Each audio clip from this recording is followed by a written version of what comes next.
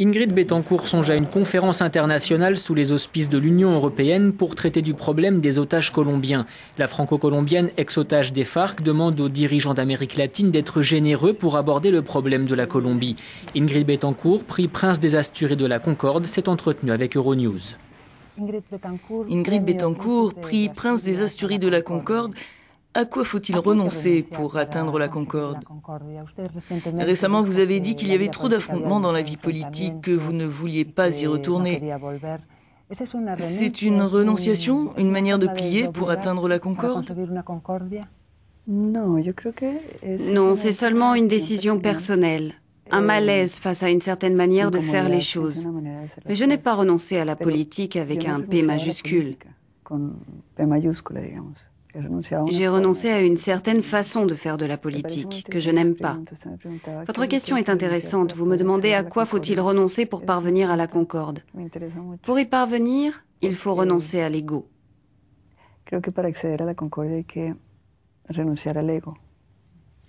Il y a plusieurs niveaux d'ego. Il y a l'ego individuel, mais aussi l'ego des nations.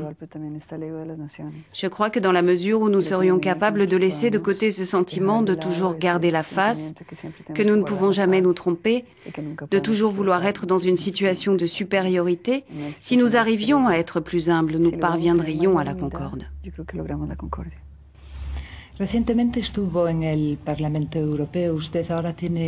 Récemment, vous vous êtes rendu au Parlement européen. Vous êtes désormais un symbole, une ambassadrice de la liberté. Vous avez ému les eurodéputés, nous en avons vu certains en larmes. Que leur avez-vous dit pour les émouvoir à ce point? Et quel engagement du Parlement européen avez-vous obtenu pour qu'il vous aide à la libération des otages?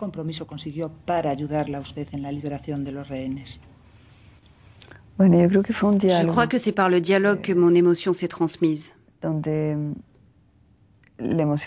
J'étais déjà en larmes quand il pleurait.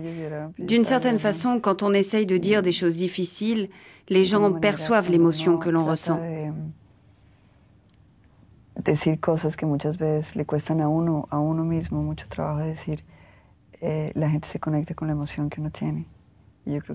crois que c'est ce qui s'est passé au Parlement. C'était très beau. Mais plus qu'un engagement de leur part, ce que j'ai réussi à obtenir, c'est une réflexion sur l'importance de l'Amérique latine, sur le besoin d'y récupérer les espaces de paix, que le problème de la Colombie concerne le monde entier et pas seulement la Colombie. Je voudrais croire qu'au moment venu, nous aurons une conférence internationale sous l'égide de l'Union européenne sur le problème de la Colombie, des otages, de la liberté des otages. Lorsqu'on parle de ce sujet, on parle forcément de paix. Les deux problèmes sont liés. Si les dirigeants d'Amérique latine s'unissent pour réfléchir justement dans un esprit de concorde, laissant de côté leurs douleurs, leurs égos, si nous pouvons regarder avec générosité le problème de la Colombie, des solutions sont possibles.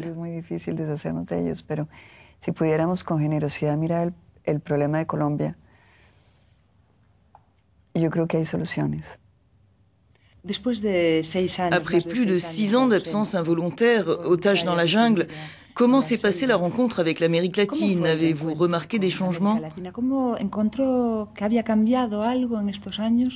Le continent a pris un virage à gauche, pas tant politiquement, mais surtout parce que la priorité du continent, à présent, c'est l'homme, c'est-à-dire le besoin de résoudre les problèmes sociaux.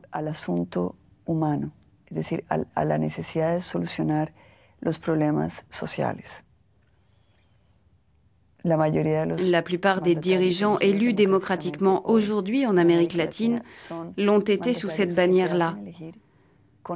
Résoudre les problèmes du pauvre, du malade, de celui qui a faim, du chômeur. J'ai été frappée par une de vos déclarations. Vous avez dit « Je pense que le diable habite dans la jungle ». C'est bouleversant de penser que le mal absolu puisse exister.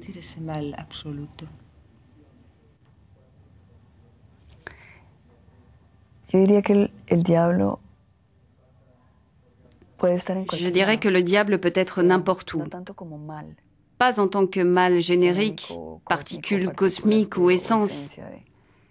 Je pense le mal, le diable, l'anti-Dieu,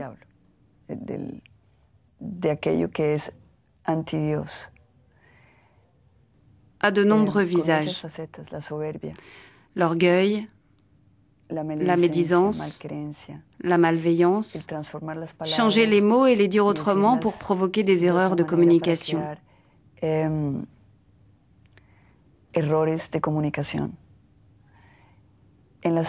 Dans la jungle, le diable est la seule chose qui existe.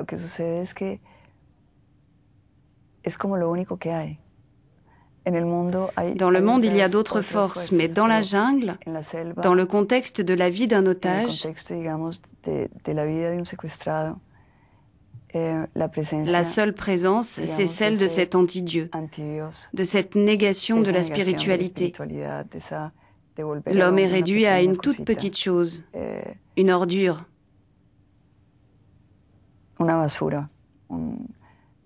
C'est un être attaché à ses mesquineries, à ses égoïsmes, à sa petite cruauté, à son petit besoin d'humilier l'autre, à ses petitesses. Il y a tout ça dans la jungle. Pendant ces années où vous avez été otage, avez-vous compris ce que sont les FARC, leurs prétentions, leurs quêtes, ou bien n'est-ce selon vous que de la folie?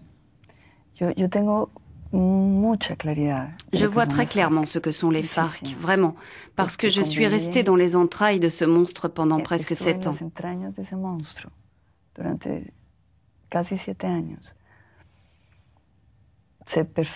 Je sais parfaitement ce que sont les FARC. Il y a de bonnes choses dans les FARC, tout n'est pas mauvais. Mais le projet FARC est un projet erroné. Quand j'étais libre, avant ma séquestration, je pensais que les FARC pouvaient constituer une option pour la Colombie. Je pensais que c'était une réponse à une culture négative en Colombie. La culture de la corruption,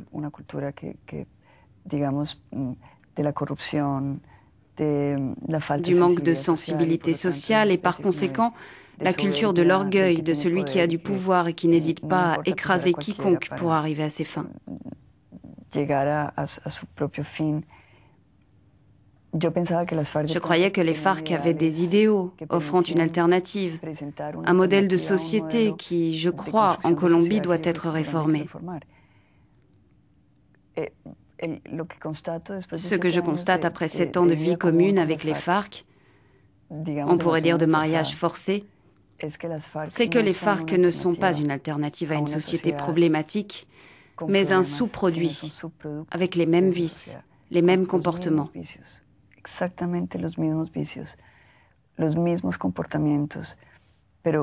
Mais avec en plus un certain fanatisme, un certain messianisme, autrement dit avec la conviction d'être les seuls à pouvoir apporter une solution à la Colombie. Tout ça me semble hautement dangereux. Les FARC ont vécu justement dans la jungle, coupés du monde, n'écoutant qu'eux-mêmes. Et ils ont perdu le contact avec le monde. Ils n'ont pas réalisé que le monde a changé, que la Colombie n'est plus la même, qu'il y a des choses positives en Colombie et que eux, au contraire, au lieu d'évoluer de manière positive, se sont transformés en une mauvaise caricature de ce dont nous ne voulons pas en Colombie. Ils doivent réfléchir à cela et je l'espère rectifier. Êtes-vous parvenu, une fois reposé et la liberté retrouvée, à reprendre une vie normale, à faire des projets?